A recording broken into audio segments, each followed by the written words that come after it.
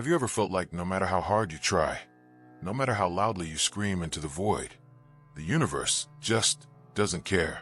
Like you're standing in the middle of your own life, and yet somehow no one, not even fate, seems to notice you're there. The jobs don't come. The relationships don't stick. The purpose feels hollow. You're not just being ignored by others. You feel like existence itself has forgotten you. But what if this isn't an accident? What if, in some strange and unsettling way, you're the one causing it? Carl Jung believed that the world you experience is not separate from your inner life. In fact, it is your inner life. He once wrote that until you make the unconscious conscious, it will direct your life, and you will call it fate. This video uncovers the brutal psychological truth Jung uncovered, a truth so piercing that most people never even get close to facing it. By the end, you won't see your problems the same way again. Because if the universe is silent, it might be because you no longer exist in the way you think you do. Carl Jung believed that your unconscious mind, the vast, unseen portion of your psyche, isn't just a hidden reservoir of memories and instincts. It's the architect of your reality. If you're being ignored by the world, it might be because your unconscious is orchestrating it, not out of malice, but because that's the signal you're broadcasting without even knowing it. The harsh truth: you might be sabotaging yourself. Deep emotional wounds, old traumas, persistent self-doubt, these don't just live quietly in your mind. They shape your decisions, your energy, the people you attract, and even the way strangers respond to you. You think you're seeking love, purpose, and success. But if you're a shadow, the part of you that holds everything you've repressed, has decided you're unworthy, your unconscious will make sure you never find it. And the more you deny this truth, the louder the world's indifference becomes. Jung taught that we don't just carry our darkness, we project it. When your unconscious contains shame, anger, or fear, it spills out, not as introspection, but as accusation. You see the world as hostile because, deep down, you are. You hate the manipulators, the narcissists, the cowards. But have you ever stopped to consider that they might just be distorted reflections of the parts you've buried? That co-worker you resent for being fake, that ex who seemed emotionally unavailable.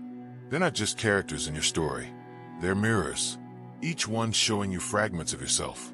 Jung said, everything that irritates us about others can lead us to an understanding of ourselves. It's not just poetic. It's a surgical psychological truth. If your life is filled with rejection and conflict, it may be because your unconscious is screaming to be seen through the very people you despise. What if rejection isn't the universe punishing you, but protecting you? Jung believed in a process called individuation, where your unconscious and conscious selves must integrate before you can truly live. Until that happens, life will keep blocking you, relentlessly, mercilessly, not because you're cursed, but because you're not yet whole. Imagine handing a sword to someone who can't even look in the mirror. That's what the universe sees when we beg for power, love, or meaning without confronting our darkness.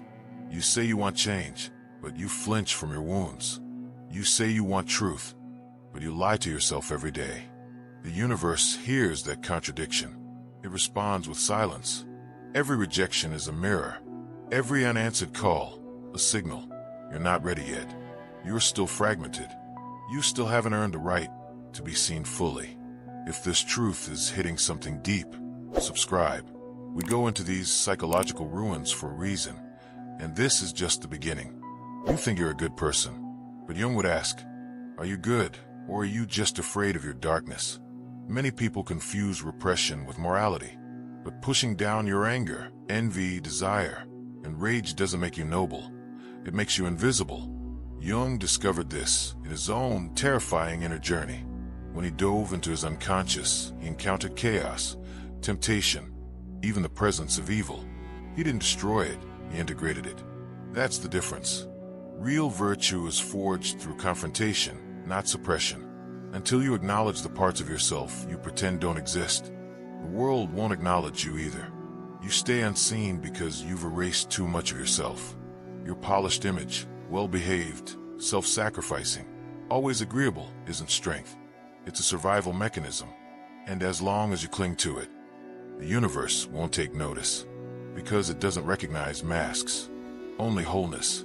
Carl Jung taught that true power doesn't come from being pure or perfect or good. It comes from wholeness, from embracing every part of yourself, the noble and the shameful, the light and the shadow.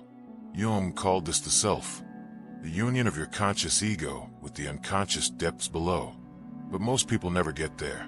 They build a thin shell, a persona, and live behind it their entire lives, wondering why they feel so powerless.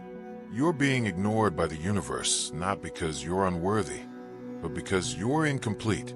You're a fragment, a ghost of who you could become. Imagine a cathedral sealed from the inside. The stained glass, the sacred fire, the music, it's all there. But the doors are bolted. No one can see your light because you've locked it away with your shadow. Until you reclaim those denied parts, you'll remain unseen because you've never truly shown up. Jung believed that suffering isn't something to escape, it's something to listen to. Pain is not punishment. It's the psyche's last resort. The soul's scream when all your other senses have gone numb. You weren't meant to ignore it. You were meant to follow it. Your breakdowns, your heartbreaks, your darkest nights, they weren't curses. They were invitations. You just never RSVP'd. Every moment you turned away from your suffering, you also turned away from your transformation, because the universe ignores those who ignore themselves. And pain, raw, relentless, disorienting pain, is often the only force strong enough to pull you back into yourself.